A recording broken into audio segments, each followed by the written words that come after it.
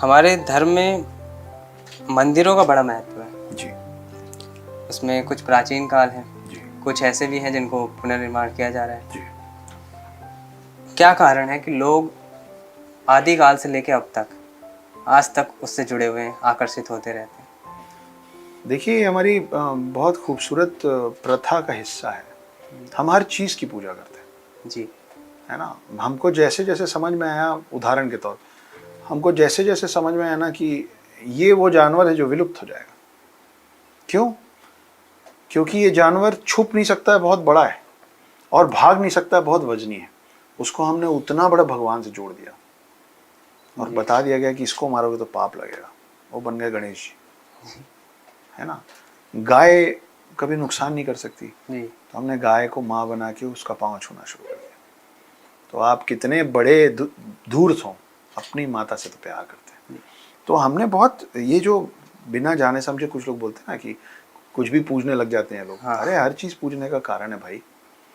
हम पूछते हैं क्योंकि हम, हमारा काम है, जो आपने पूछा था ना हिंदू कौन है, मैंने बोला था हम अटैक नहीं करते, जी हम लोगों को ले के चलना पसंद करते हैं। हम अपने साथ साथ दूसरों को भी सुरक्षित करने की कोशिश करते हैं। तो आज तक हाथी बचे क्यों? उसका बहुत बड़ा कारण है कि हमने उनको गणेश अवतार रूप में मान रखा में जोड़ दिया है। है। जी तो हमने हर भगवान, मतलब एक माता होती है शीतला माता। जी आप 365 दिन में एक दिन ठंडा खाना खाते जी हैं, बासी ठंडा खाना, क्योंकि शीतला माता शीतलता प्रदान करती है। जी उनकी सवारी गधा है ना? तो हमने, गणेश जी की सवारी चूहा है, दुर्गा की सवारी शेर है, शिव की सवारी बैल है। हमने हर चीज को ना जोड़ के उसको, क्योंकि हमको यही बताया गया कि हर वो चीज जो, आप और हम चलते रहेंगे, अगर मेरा पाँव आपसे टकरा जाएगा तो मैं आपको ऐसे कर लूँगा। जी मैं अपना वॉलेट खोलूंगा और मेरा सिक्का गिर जाएगा तो मैं उसको उठा के माथे से लगा लूँगा। मैं लिखता रहूँगा, मेरा पेन गिर जाएगा तो मैं उसका उठा के, तो एक सरस्वती हैं, एक लक्ष्मी हैं। और अगर आपसे मेरा पाँव टकरा रहा है और अगर मैं आपको भी ऐसे कर दे रहा हूँ, तो मेरे नज़र में आप में भी भगवान बसता है। तो ये बहुत खूबसूरत सी चीज़ है। तो हमने मंदिर, आप बाकी छोड़िए, आप यूपी, हम दिल्ली में बैठे हैं, यूपी में बिसरक नाम का एक गांव है, वहाँ रावण का मंदिर है, पूजा होती है वहाँ। और इन सब के पीछे कारण भी है।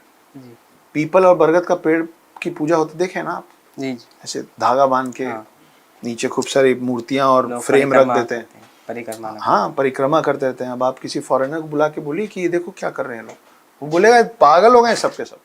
हैं। जी सबका दिमाग फिरा हुआ है, क्योंकि पुराने लोगों को, मतलब आज तो आप बुक्स में पढ़ लेते हैं ऑक्सीजन और कार्बन डाइऑक्साइड। जी पुराने लोगों को ये समझा पाना बहुत कठिन था कि पेड़ जो होते हैं वो दिन भर ऑक्सीजन छोड़ते हैं और कार्बन डाइऑक्साइड लेते हैं, है ना?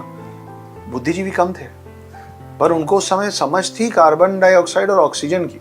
कैसे मुझे नहीं मालूम, जैसे मुझे नहीं मालूम हमको 9 ग्रह कैसे पता थे, पर पता तो थे। जी तो क्या होता है कि पहले गांव के साइज बड़े छोटे होते थे, 10-20 घर का एक गांव होता था और वो चारों तरफ से जंगल से घिरा रहता था। जी लकड़ी काटना एक व्यवसाय था पहले भी।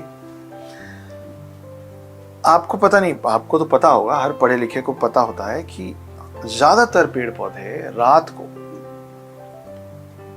कार्बन डाइऑक्साइड छोड़ना चालू करते हैं और ऑक्सीजन लेना शुरू करते हैं। पीपल और बरगद वो पेड़ हैं जो रात को भी ऑक्सीजन देते हैं।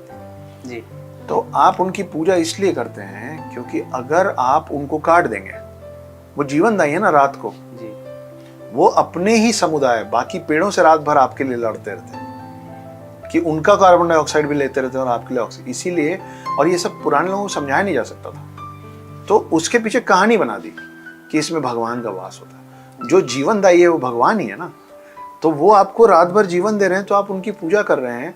लेकिन पूजा इसलिए करा दी गई कि उस पेड़ को लोग काटे नहीं, क्योंकि आप कार्बन डाइऑक्साइड और ऑक्सीजन तो समझा नहीं सकते। और पीपल और बरगद में इतनी लकड़ियां होती हैं कि 10 दिन लकड़हारा पेड़ काटे उससे अच्छा एक बरगद काटे। उनकी एज भी ज़्यादा होती उनकी एज ज्यादा होती है, उसमें लकड़ी ज्यादा होती है, उसको बचाना जरूरी था। तो बोले इसमें भगवान का रूप है, इसको काटोगे तो पाप लगेगा।